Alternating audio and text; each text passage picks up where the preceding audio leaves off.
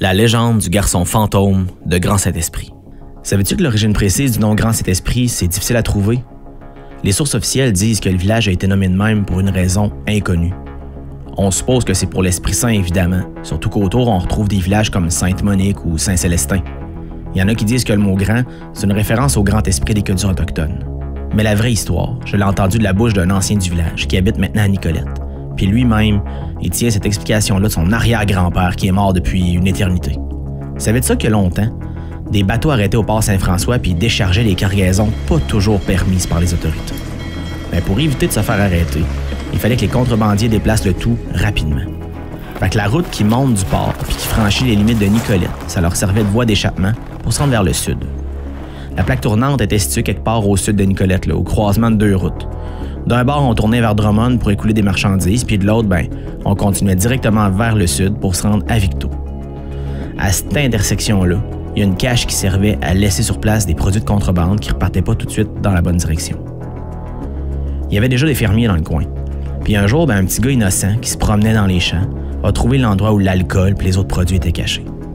Il a été surpris par les contrebandiers qui n'ont pas apprécié de le voir là. Personne ne sait exactement ce qui s'est passé.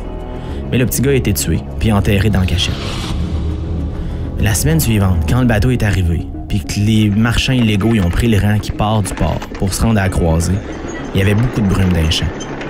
Puis quand les contrebandiers sont arrivés à leur planque, il y avait une forme fantomatique qui les attendait.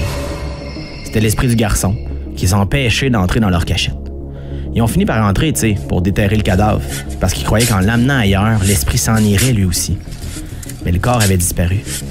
Ils ont cherché un autre endroit pour cacher leurs marchandises, mais à chaque nouvel emplacement, l'esprit du garçon apparaissait et les empêchait de procéder. C'est de même qu'est née la légende de l'esprit du petit gars qui protège tout le territoire. Quand des gens ont décidé de s'installer sur ces terres-là, ils ont voulu appeler le village Saint-quelque-chose comme les autres, mais il n'y avait pas d'église sur le territoire, il n'y avait pas de patronage évident.